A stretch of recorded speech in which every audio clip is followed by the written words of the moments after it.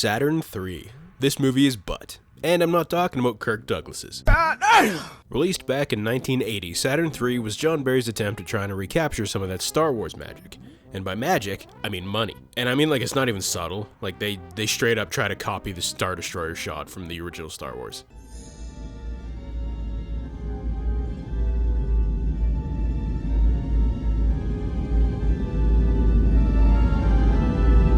The costume design looks like Temu Star Wars stuff. Anyway, John was originally a production designer on stuff like A Clockwork Orange and Superman 1 and 2, so not exactly small time, and Saturn III was supposed to be his directorial debut, but as we will delve into later, that didn't work out. And this thing had a stacked cast. Like, you've got Farrah Fawcett, Harvey Keitel, Kirk Douglas, and that's about it. Yeah, I'm not gonna lie, the poster gave me the impression that this was gonna be, you know, like a killer robot movie in space, and while it sorta is that, it only those three in the entire movie. I kinda was expecting a higher body count. You ever see Dead Calm?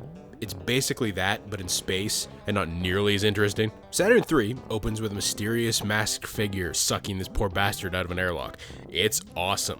I sure hope that this is what the whole movie's gonna be like. This isn't what the movie's like. The mysterious figure makes his way to Saturn III, a hydroponic station designed to save Earth's food supply. Or some shit, I don't remember. Also, his ship kind of reminds me of Yar's Revenge. You know, that Atari game? It kind of looks like the cover art. I don't know why I made that connection. I'm basically ancient. Upon boarding, we discover that this masked figure is actually Harvey Keitel, and the only other two people on the Saturn III are Kirk Douglas and Farrah Fawcett. Oh yeah, and they're fucking. Oh yeah, and Kirk was 64 at the time this movie was shot, and Farrah was 33. God damn, my man is putting in that work. It's crazy that his gear is still working. I mean, I'm not gonna lie, the dude looks like he's in really good shape for somebody who's 64. I'm fucking 32, and if I cough the wrong way, I'm basically out of commission for the entire month. And right off the bat, I noticed something was off. Like, we all know what Harvey Keitel sounds like. I expected to go to the laboratory. We thought we'd have a welcoming drink first. How's Earth, Captain? You get the bulletins, don't you? You're supposed to scan and acknowledge. This voice coming out of Keitel's mouth hole is not Keitel's. Well, that's because Harvey realized after filming how ass this movie was and refused to come back and do any of the ADR work. So they straight up had to dub over his voice for the entire movie. And it's funny because Keitel wasn't even really all that well known yet. I mean, he had smaller roles before this, but this was long before like the Reservoir Dogs and Bad Lieutenant days. The voice you're hearing is actually British actor Roy Dotrice. Like, could you imagine if Wesley Snipes just kept his eyes closed for the entirety of Blade 3? And instead of having to CGI his eyes in that one shot, they had to do it the entire movie? That's basically what happened here, but with dubbing. So not only is it really jarring hearing Harvey speak a voice that isn't his, but the character himself is just so damn weird. Bro looks straight up a dog's butthole, has dialogue such as this. It's time we get to bed, Captain. Yes, you have a great body. May I use it? I honestly thought he was going to turn out to be an alien or something, but no, he's just fucking weird. And while he isn't trying to schmooze his way into Farrah's pants, he's building a robot called Hector. I mean, damn, that's what a robot name. Which is essentially there to replace Kirk and Farrah's characters as the overseer of the Saturn III. And my god, Hector has got to be one of the shittiest designs I think I've ever seen for a robot. You have like this weirdly human-shaped body, but it's just like a mess of wires and tubes, and the thing don't even got a head. It's just like two beady little lights. It's like if Johnny Five had sex with one of the Goombas from that Mario movie. It looks like someone ate a bowl of electronic parts, and then like this was the end result in the toilet. And as soon as Kirk started playing chess with the thing, I just knew, you know? This movie was not going to be the movie I thought it was going to be based on the poster. I'm like, come on, man. Chess is already boring as shit. How do you make it more boring? Have it be played by a robot that moves slower than old people fuck.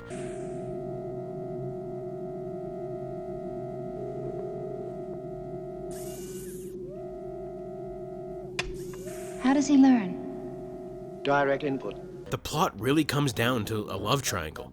I wouldn't even call it a love triangle. Harvey Keitel's character is just trying to bang Farrah while Kirk says, no, don't do that. Soundtrack goes hard though.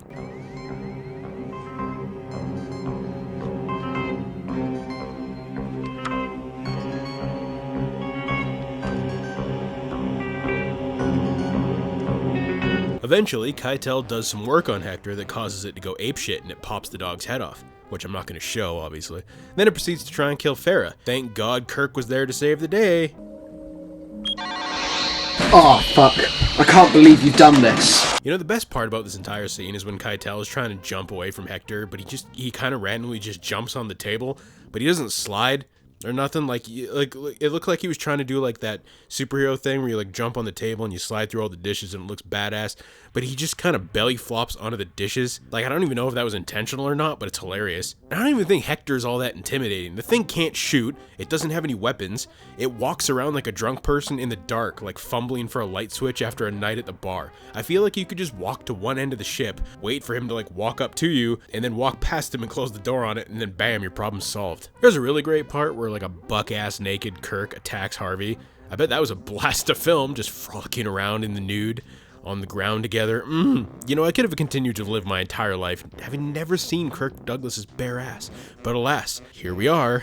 You just gotta love the little things, right? God, this movie's such a mess! Shortly into production, the director, John Barry, walked off the set and was replaced with Stanley Donen because Kirk Douglas and John were at each other's throats, apparently. According to an interview from the dude who wrote the screenplay, Martin Amis, I think is how you pronounce his name, Kirk really wanted to be naked, and when Farrah refused to do nude scenes, Kirk was quoted as saying, "What do you mean she won't take her clothes off? She's only a fucking TV actress. I'll rip her clothes off." 64-year-old Kirk Douglas saying this about 33-year-old Farrah Fawcett, by the way. Now, I can't imagine this is the sole reason John left the movie, but it's pretty telling. And sadly, after leaving Saturn III, John Barry started working on The Empire Strikes Back, but really shortly into production, he ended up like contracting some rare form of meningitis and he died, and he was only like in his 40s. Like, it's really tragic. I feel like a movie based on the making of Saturn III would be worth watching more than the actual movie was. When a movie's production is as messy as this one's, it usually shows in the final product, and Saturn III is no exception. Despite only being around 90 minutes long, it's so damn boring that you definitely feel those 90 minutes, like right to your very core. And it's not all bad, like some of the set design is decent enough, and the actual shots of space itself, they aren't terrible, but they only account for like maybe 1 minute of the movie's screen time, so the rest is just kind of, especially when you consider there's like a bajillion other robot space movies to watch, so there's really no reason to watch this one over them. Unless you want to just see like Farrah Fawcett, and I understand that. But then you also have to see Kirk, so, you know, pick your poison.